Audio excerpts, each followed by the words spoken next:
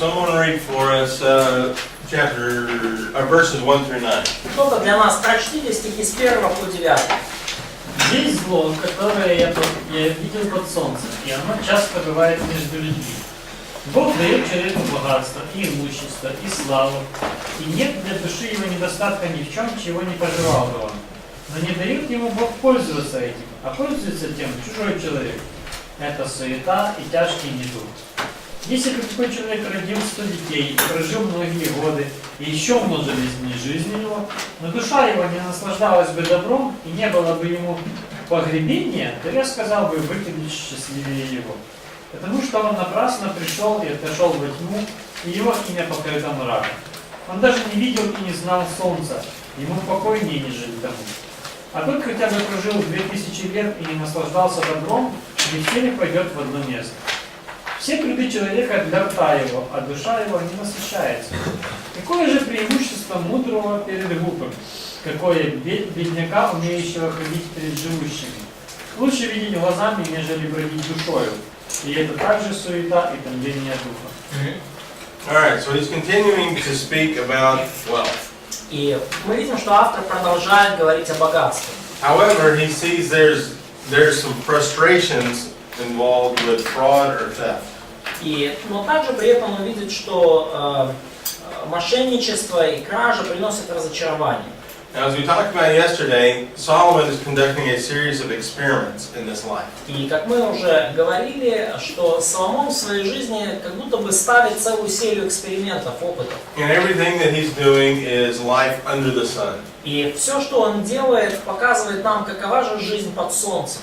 So what he's doing is he's making observations in the sunlight, basically. И что он делает? Он делает наблюдения во свете солнца. And what he says here in verse 1 is this weighs heavily on mankind. И что он говорит? Wait a second. Говорит в... That's not in that verse, I'm sorry. That's somewhere else. But he says in verse 2 that there's something called an evil sickness. Он говорит, что in verse 2, yeah. Зло и тяжкий недуг. Да, видел я другое зло под солнцем. Да, ужасное зло. Grievous evil in NLT. Correct. И он называет ситуацию, описанную в 1-2 стихе, ужасным злом. And now he uses in verse 2 this term foreigner. И он использует во 2 стихе этот термин чужой человек. And this is a term that's used a lot in Scripture. И в Писании вот это слово чужой человек используется довольно часто. And nokri is the Hebrew word. Nokri. Да, еврейское слово нокра. And a stranger is a person that does not follow the Mosaic law. И чужой человек или странник, это в библейском контексте, это тот, кто не следует закону Моисея. And in other words, he doesn't have the same moral standards that Solomon would have. Иными словами, это человек с другими моральными стандартами, чем те, которые были у Соломона. And in other words, the Mosaic law has the 8th commandment, thou shalt not steal. Например, в законе Моисея есть 8-я заповедь, не укради. And Deuteronomy explains stealing having to do with fraud as well as just theft. И Второзаконие нам дает понять, что кража, она связана в той же мере с воровством непосредственным, как и с мошенничеством и обманом. So what he's saying in verse 2 is sometimes I see foreigners take our stuff. И что он говорит во 2 стихе? Я, говорит, порой вижу, что чужие, да, как бы иностранцы крадут наше добро. And so they can destroy the ability to enjoy what he's made. И вот эти воры, мошенники, они уничтожают возможность человека наслаждаться тем, что он заработал. And so this makes him turn to some hyperboles. И это приводит его к целой серии таких метафор, простите, не метафор, гипербол, преувеличений. So verses 3 and 4 they're kind of interesting. 3-4 стих довольно интересный. If a guy has 100 children. Если бы у человека была сотня детей. I hope that's a hyperbole, although with Solomon. Я надеюсь, что это гипербола, хотя в случае Соломона все может быть. So what he says is you can have lots and lots of children. Но что он говорит, у вас может быть много-много детей. And still not be satisfied. И при этом вы все равно можете не насладиться жизнью. And it may be better just never to be born. И может быть лучше в этом случае вообще не рождаться. And so the illustration here is based on the concept of having a very large heritage. И иллюстрация здесь основана на идее большого наследства, большого наследия. But even though you have a large heritage, you may not be able to enjoy what you produce. Но даже несмотря на то, что вы оставляете за собой обильное наследие, много детей, вы можете не насладиться при этом всем тем, что вы произвели на свет. And so this is the concept he's bringing out here in verse 2. И вот такую концепцию он здесь приводит во втором Or verse 3 actually. В третьем стихе точно. And it may just be, if you don't enjoy what you've done, you may as well not do it. Да, поэтому он говорит, что если вы не наслаждаетесь тем, что вы сделали, то, может быть, лучше вообще этого не будем делать. And so in verse 6, he starts talking about enjoying, the meaning of enjoying good things. И с 6 стиха он начинает говорить о значении того, что значит наслаждаться добром. And verse 6 gives another hyperbole. В 6 стихе еще одна гипербола. And instead of having 1,000 children, what if you live 1,000 years or 2,000 years? Да, и вместо упоминания там сотни детей он говорит о том, чтобы вот прожить 2000 лет. And so this time is having a long life. И в этот раз вместо обильного наследия, обильного потомства мы видим долгую жизнь. And realize Долголетие. that you'll see this a lot in movies. People want to have a long life, eternal life kind of thing. И, кстати, важно заметить, что вы часто видите это в кино, этот сюжет. Люди хотят жить долго, люди хотят жить вечно. Как это? You know, so notice this is Glorious, да? one of the big questions of human beings. Да, и это один из ключевых вопросов, которыми задаются люди. I could fix all these problems with life if I just lived a longer time period. Люди думают, что я исправлю все жизненные проблемы, если проживу достаточно долго. And he says, at the end of all of that, don't we all just die? И в конце, говорит Соломон, в конце даже очень долгой жизни, все мы так или иначе умрем, не правда ли? So it really doesn't matter if you have 1,000 children or you live to be 2,000 years old. Потому не важно, там 100 или 1000 у вас детей, или вы прожили 1000 лет. You still die, and you still aren't going to enjoy what you've done. Вы все равно умрете, вы все равно не сможете насладиться тем, что вы сделали. And so then he makes these observations in verses 7 through 9 about the grave. И затем он делает вот эти наблюдения в стихах 7 по 9 о могиле. So in verse 7, About grave? the Sheol. Sheol. Yeah. Да, о могиле, о смерти. And so Sheol has an insatiable appetite. It's never full. Да. Шеол, да, могила, это ненасытимое место. Там никогда не, то есть оно никогда не наполняется. There's always room for one more body. Да, Шеол всегда ищет еще одно тело. And in verse 8, it kind of levels everybody out. Everybody goes to the grave. И 8 стих в этом смысле уравнивает всех, потому что все отправляются в могилу. And so this turns him in verse 9 that death makes us pay attention to how we live today. I'm sorry, we're in verse Chapter 6, verse 9. Yeah. What the eye sees, then the rolling. So we observe what we want now. Да, и 9 стих говорит о том, что лучше радоваться, лучше наблюдать то, что ты имеешь прямо сейчас. In other words, don't wait too long.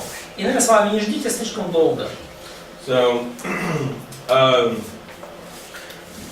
then we come to this point that he keeps bringing up. И мы переходим теперь к тому, что автор снова и снова повторяет. Yeah, so in verses 10 through 12, somebody read those three verses. В стихах с 10 по 12, пожалуйста, прочтите для нас кто-то эти стихи.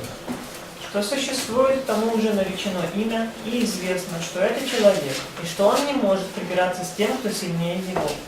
Много таких вещей, которые умножают суету. Что же для человека лучше? Ибо кто знает, что хорошо для человека в жизни, во все дни суетной жизни его, которую он проводит как тень? И кто скажет человеку, что будет после него под солнцем? And so what he's observed is it doesn't matter how much you have, you may not enjoy it, or how much time you have it, you still may not enjoy it. Что мы видим, наблюдал автор, что независимо от того, сколько у вас всего есть, Вы можете этим не насладиться, и даже независимо от того, сколько времени вы живете, So вы what- все равно можете этим не насладиться. So what he comes back to in these 3 verses is you should just enjoy what you have in your lifetime. И в этих 3 стихах он возвращается к той идее, что вам нужно наслаждаться тем, что у вас есть в течение вашей жизни. And what he says there in verse 10 is there's really not any new categories. И в 10 стихе он говорит, что нету каких-то новых категорий в жизни, да? Всему, что существует, уже дано имя. Man has already named everything. Человек уже назвал по имени все. And let's see. And so let's move on into chapter 7 here. И мы с этого момента переходим в 7 главу. And so what he's saying here, so as we move here, these verses sort of transition us into this last half of the book.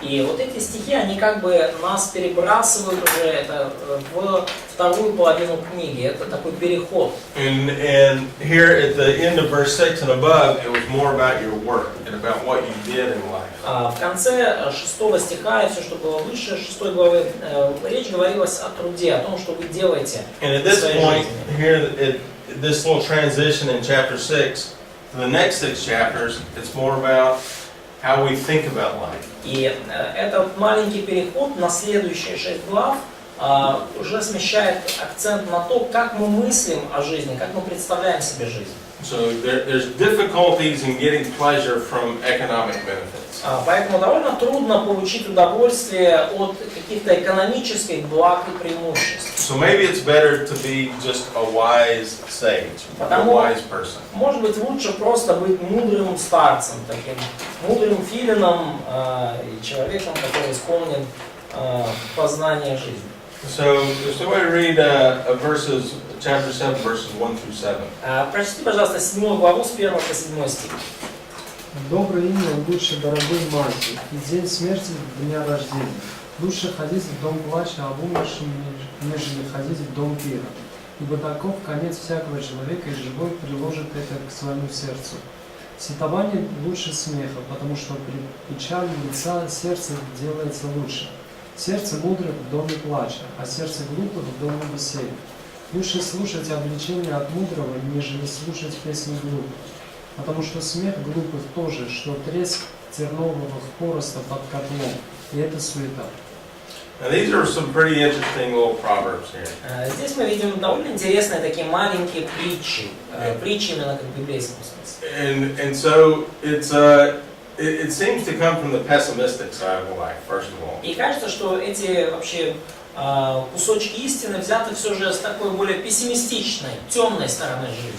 Now here's some of the challenge with Hebrew poetry. И вот здесь немножко проблема, с которой мы сталкиваемся, исследуя еврейскую поэзию. So look at verse 1 in that first line. Посмотрите на первую строчку, первый стих, So первая строка. as you get into Hebrew poetry, you have to identify what the comparison is going to be. Когда вы сталкиваетесь с еврейской поэзией, нужно всегда четко определять, где же точка сравнения. So we have a good name and a good ointment. Мы видим доброе имя и благовоние. Да? So does anybody recognize what a good name relates to? What is that? Кто-то, о чем говорит доброе имя? Что с чем это связано, это слово? С положением, скорее всего, в обществе. Character, position in a society, Yep, very good. Репутация. reputation. Yeah, reputation, very good. So what is a good ointment then? А что такое благовоние? Аромат.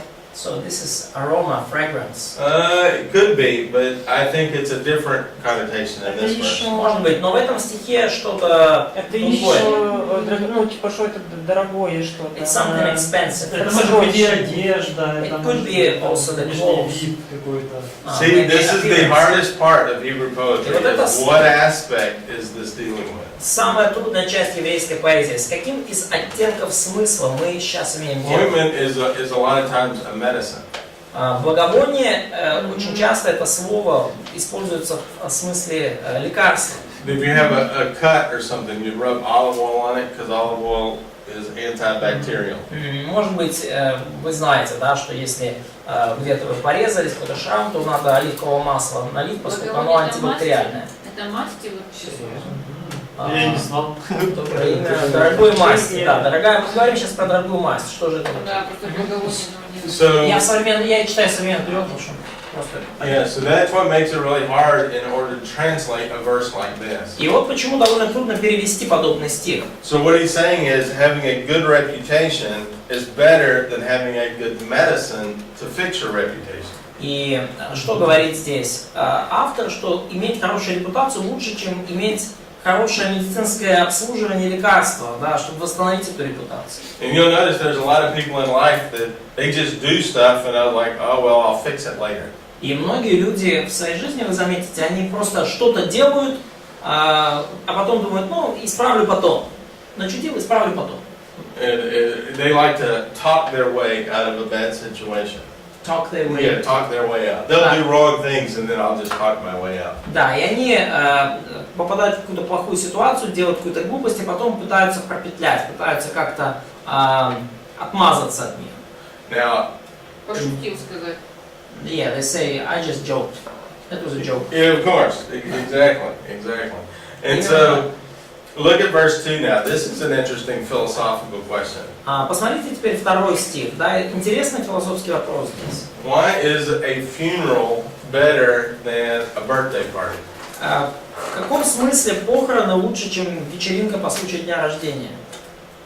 Ну, на похоронах ты раздумываешь о своей жизни. So you're thinking about your life more during the funerals than during the birthday party. That's right. Именно So, так. what type of conversation do you hear at a funeral? What do they give over the guy's casket? Какого рода беседы мы слышим на похоронах? Какого рода слова произносятся у гроба покойника?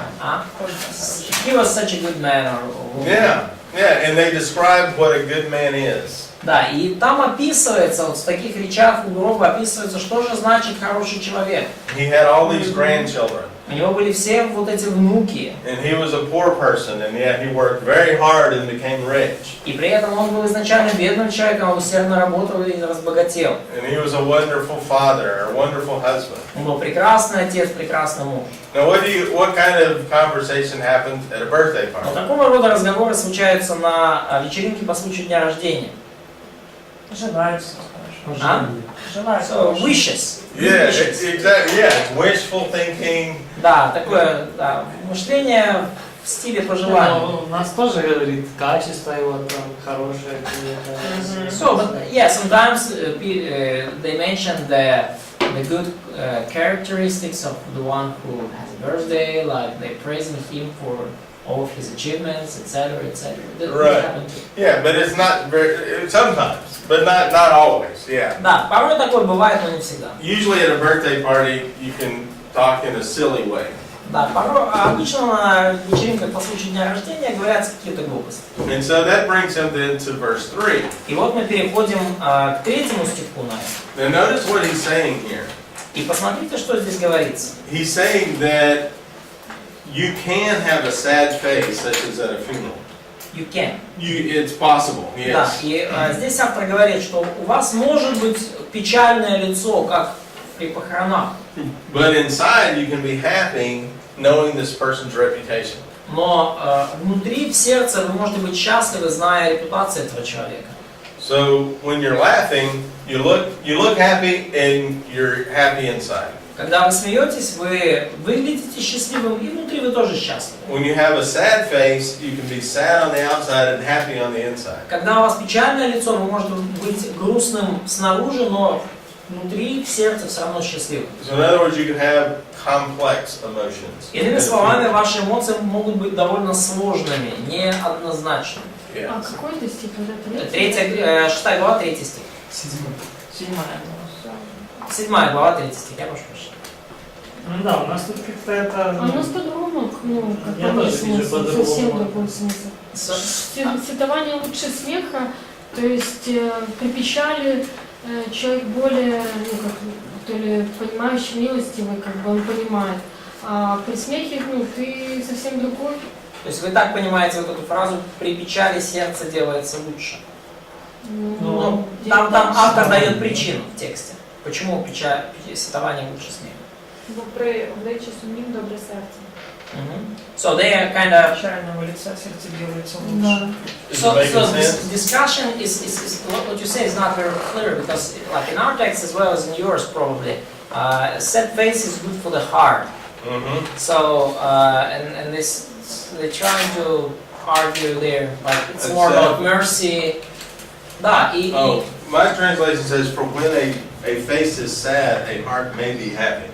У нас очень It's different. our translation is It's yeah, different. it's a little different. It's more like NIV because a sad face is good for the heart. Okay. Да, просто в переводе, который использует преподаватель, там вот так. Потому что когда лицо грустное, сердце может быть счастливым.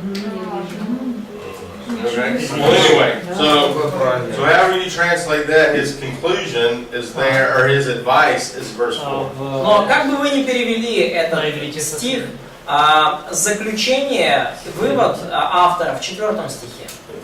And I completely agree. Poetry is sometimes very difficult to И я translate. полностью с вами согласен в том, что поэтические тексты порой очень сложно переводить. But his big point is, wise people like serious situations, or fools like entertainment.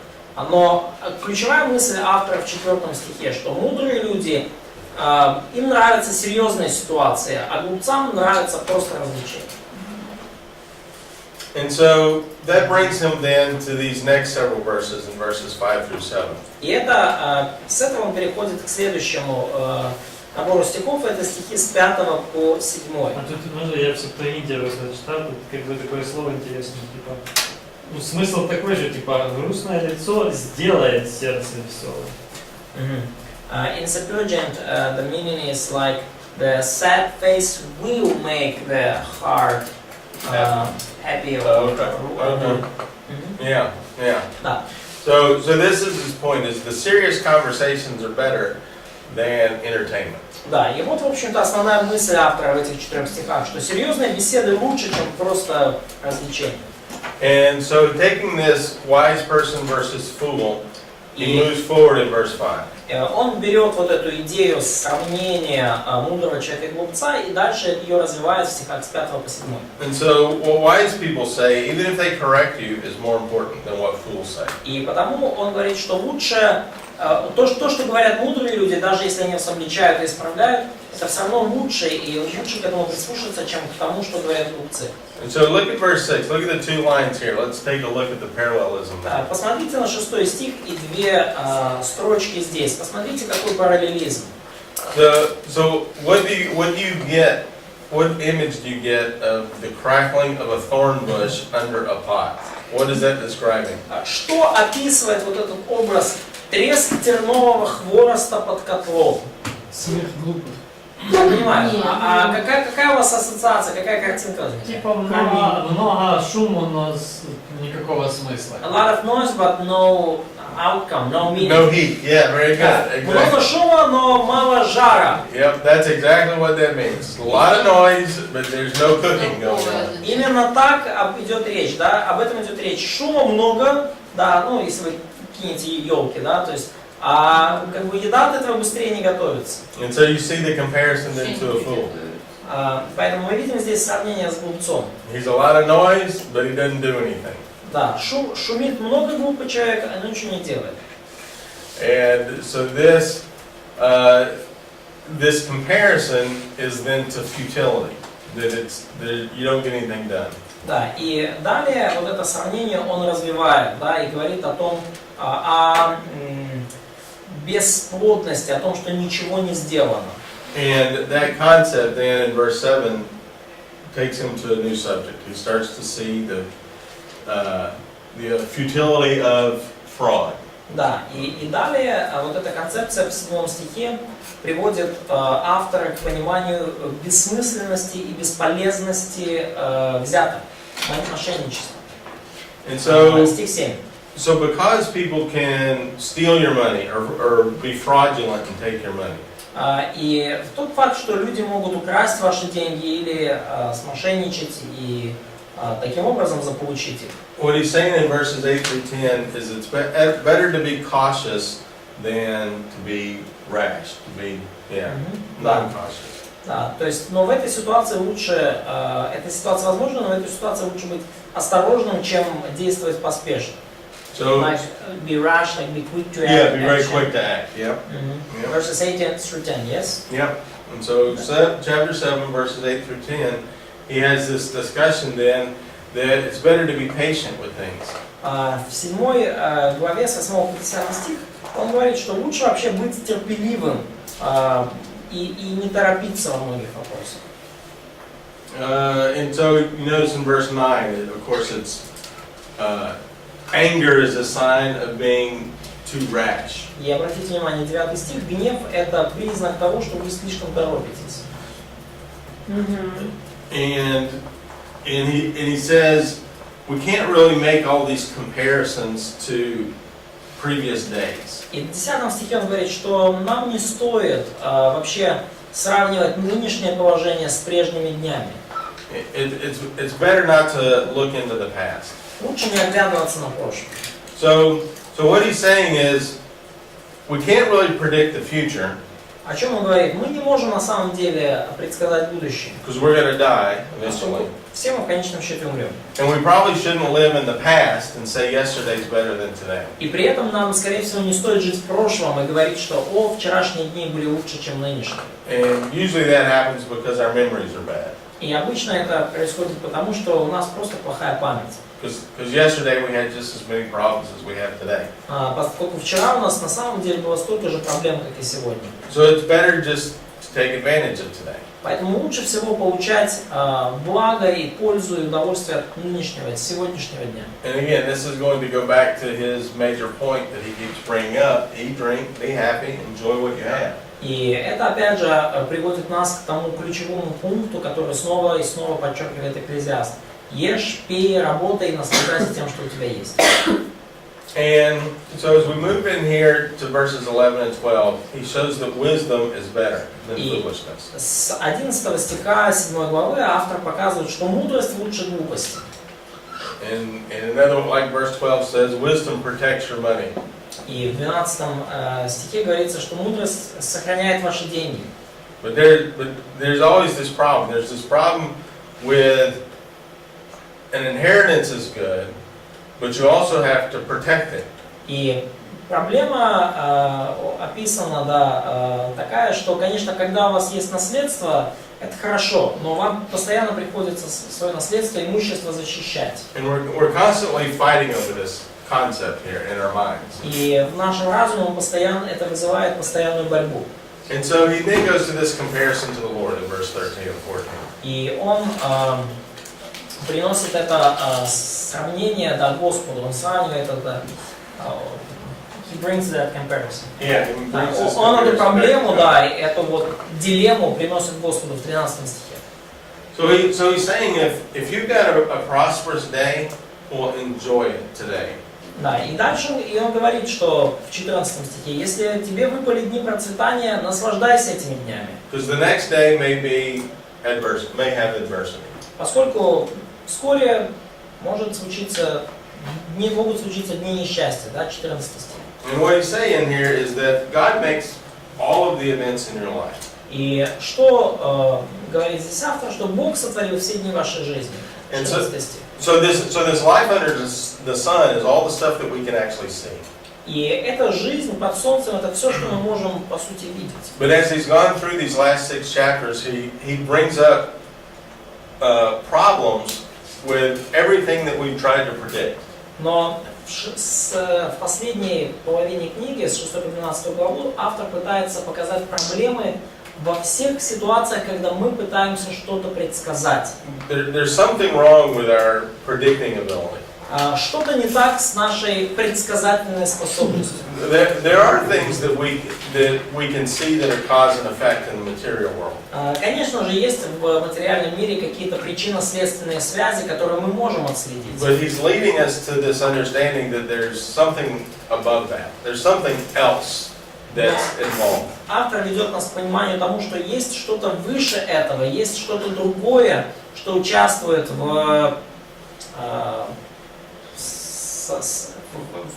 том, что события идут так, как они идут. And so he's saying, when you have good days, just enjoy them.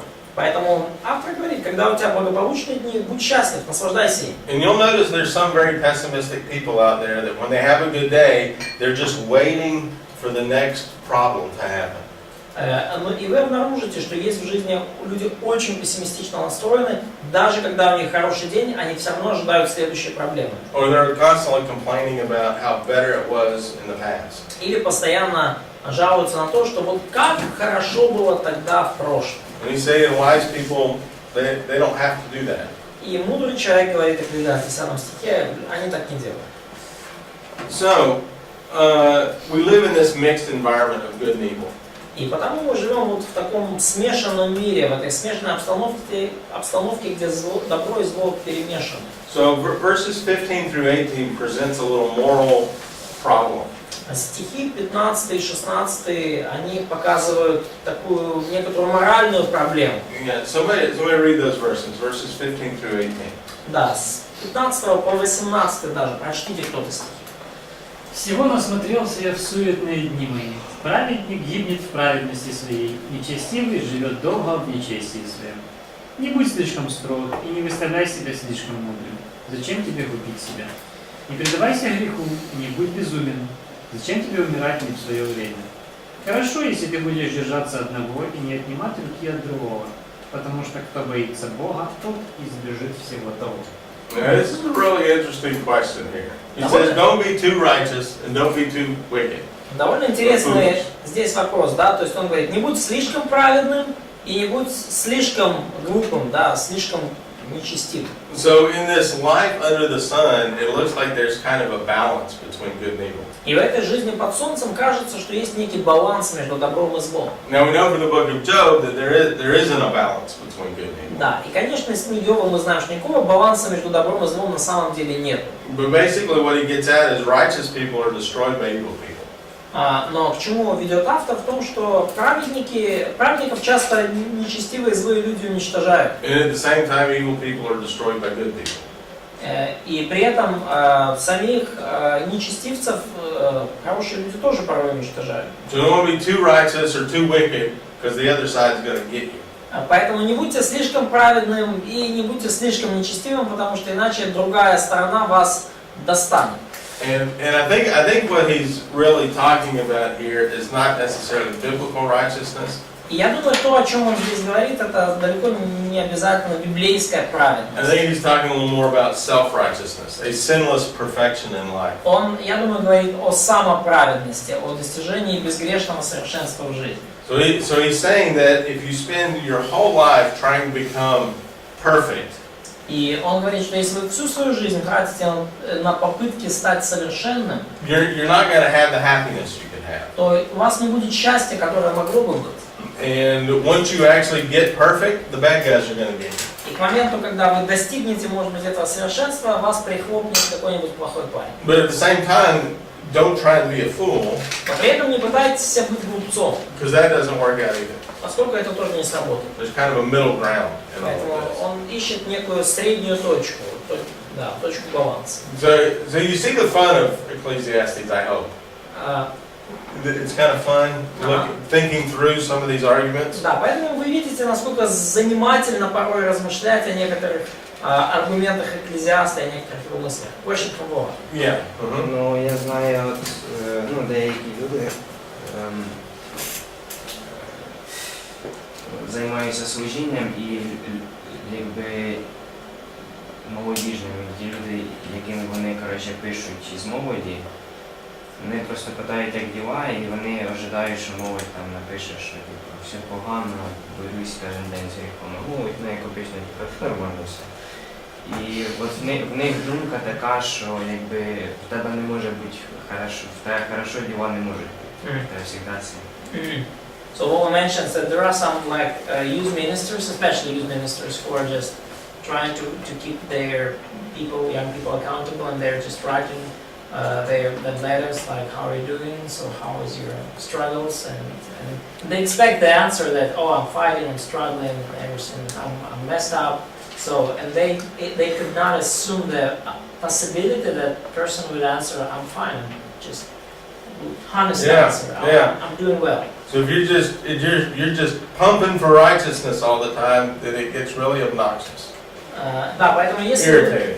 если вы постоянно вот бьетесь вот головой об стену, вот пытаясь добиться вот этой совершенной праведности, то вы просто себя доведете до очень тяжелого состояния.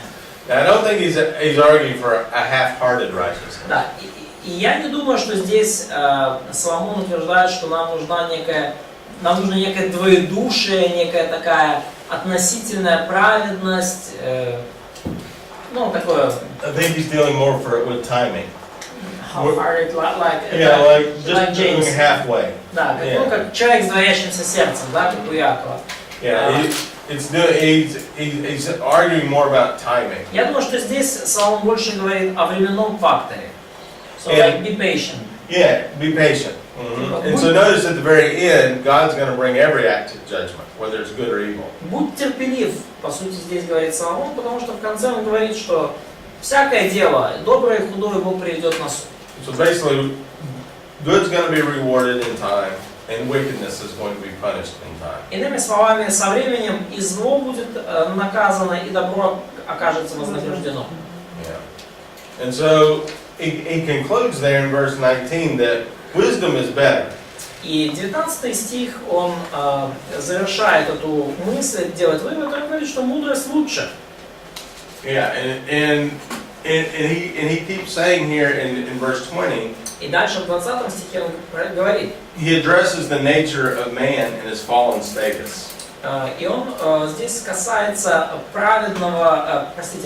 падшего состояния человека. He says there's nobody that's sinless. Падшей природы человека, он говорит, что нет ни одного человека праведного. So his whole bracket on this discussion of Ecclesiastes Поэтому вот эта рамка, вот эта граница дискуссии Экклезиаста. is he's talking about from the fall of man to the resurrection.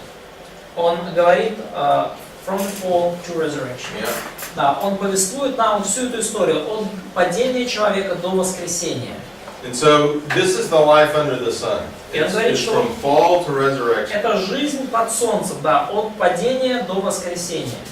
Now, we actually got into the evil problem and talked from a whole biblical perspective. И мы говорили уже с вами о проблеме зла и пытались увидеть полную библейскую перспективу. We would recognize there's no evil before the fall. И мы говорили с вами, что до грехопадения зла не было. And there's no evil after the resurrection. И после воскресения, окончательного воскресения, зла также не останется. God's going to deal with evil. Бог разберется со злом в самом конце. But this life under the sun, everything that we can see is in this sinful environment. Но в этой жизни под солнцем все, что мы можем видеть, находится как раз-таки вот в этой обстановке, наполненной грехом. And this is one of the problems with our observation. И это одна из проблем, связанных с нашими наблюдениями. It's because we don't have the big picture. Поскольку у нас нет глобальной большой картины. And that's why he's going to bring the big picture in the last couple verses. И вот почему в последних нескольких стихах автор все-таки показывает нам вот эту большую глобальную картину.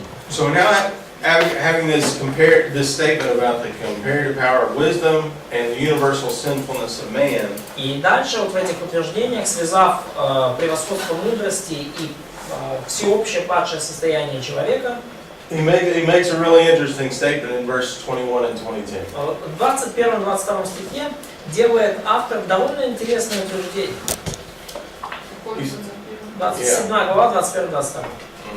Поэтому не на всякое слово, которое говорят, обращай внимание, чтобы не услышать тебе раба твоего, когда он злословит тебя. Ибо сердце твое знает много случаев, когда и сам ты злословил других. He says, don't take what people say too seriously, basically. Да, то есть то, что он говорит, не воспринимайте слишком всерьез, что люди говорят.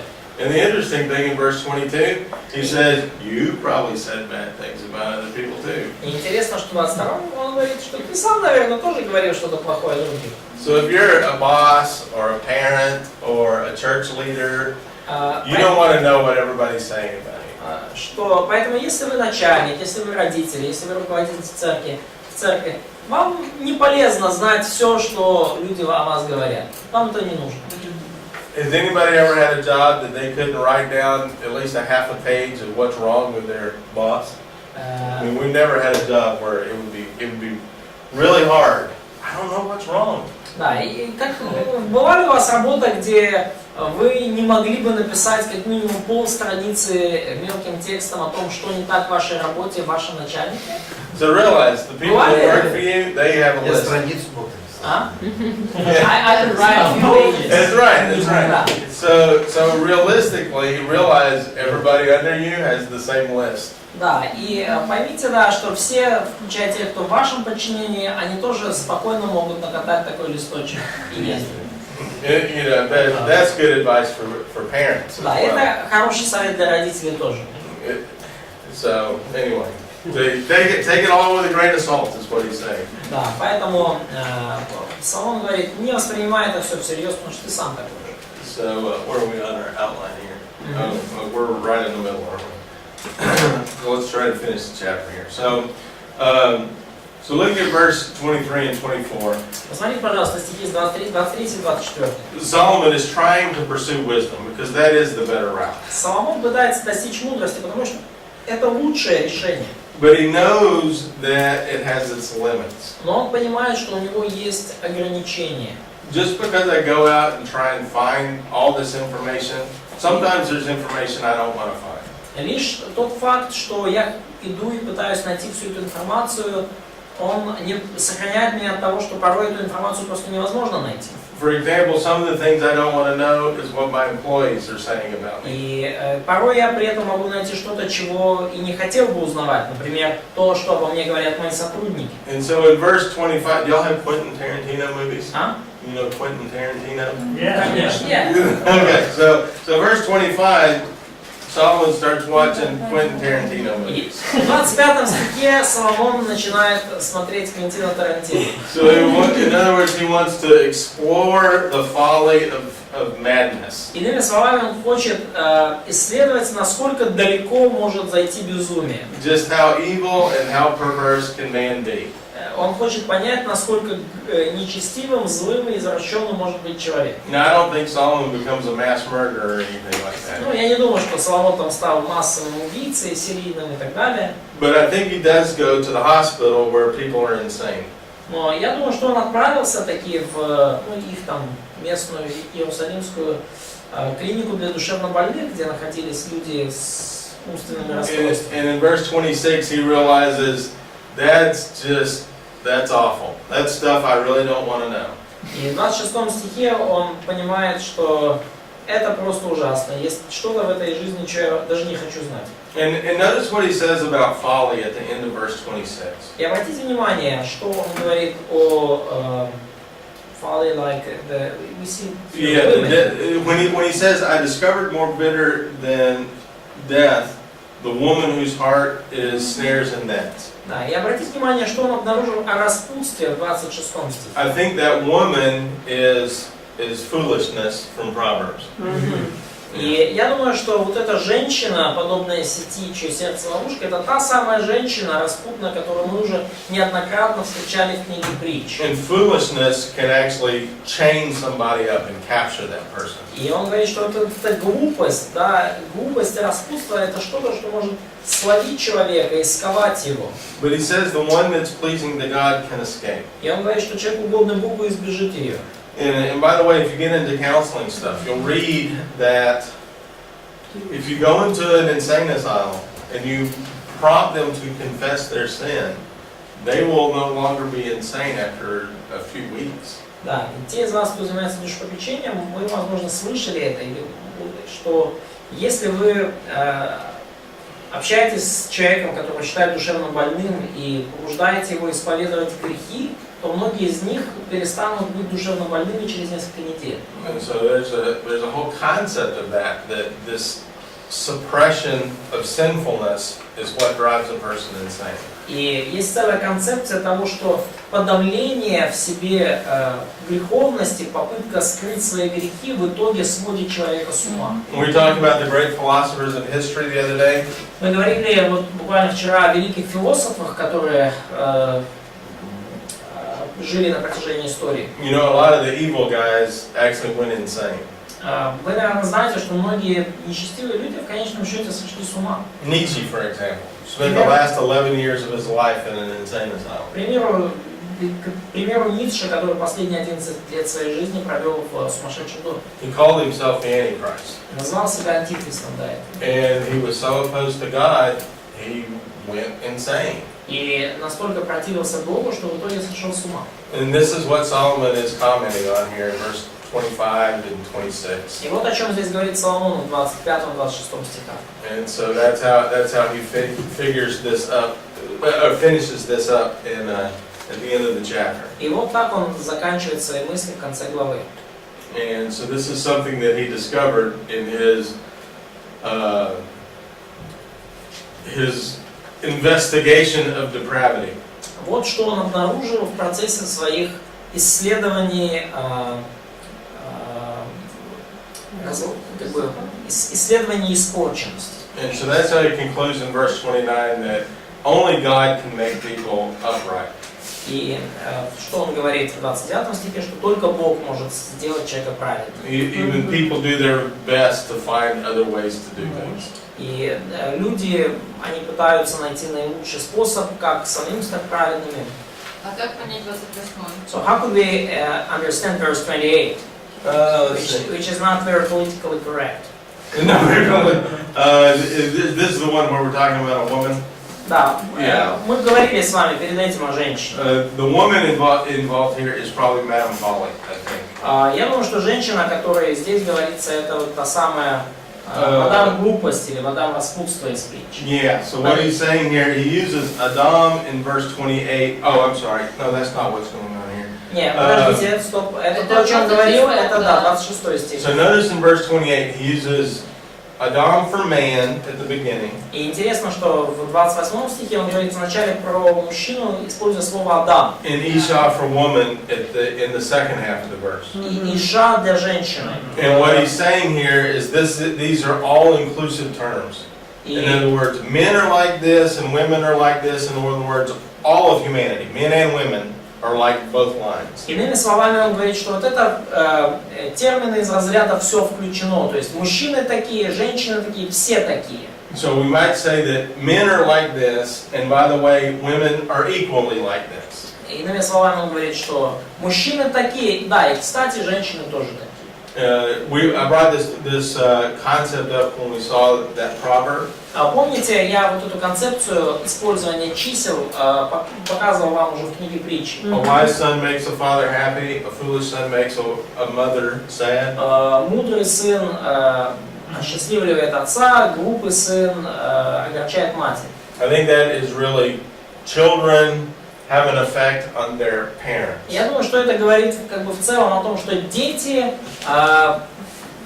приводят к тем или иным чувствам своих родителей. So Поведение детей влияет на родителей. So verse 28, Solomon is saying, I haven't found any human beings that have been wise. Стих 28 по сути говорит, что я, говорит Соломон, не нашел ни одного мудрого человека. Yeah, the Hebrew has a different term for male and female, and that's not used. Да, в иврите есть другие вообще термины для мужчины и женщины, и они не использованы здесь. He said, I found one upright man among thousands. Yeah, he said I found one among 1,000. In other words, it's almost impossible to find a wise person. Тем самым он говорит, что почти невозможно, это шансы 1 из 1000 найти мудрого человека. Yeah, and men or women. Да, будь то мужчина или женщина. Yeah. Ну, женщину между всеми не нашел. Мне кажется, что там какой-то перевод может быть там есть. Я не знаю, я не понимаю. Нет, перевод тоже. Я на иврите смотрела. I think that's a Hebrew way of being all-inclusive. Да.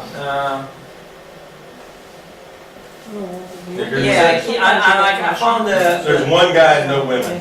That's not what that really means. Да, я думаю, в иврите это литературная конструкция, которая подразумевает все включено, да, то есть и эта конструкция включает и мужчин, и женщин. In other words, there's almost no human beings that are wise. Иными словами, практически нет людей, которые были бы мудры.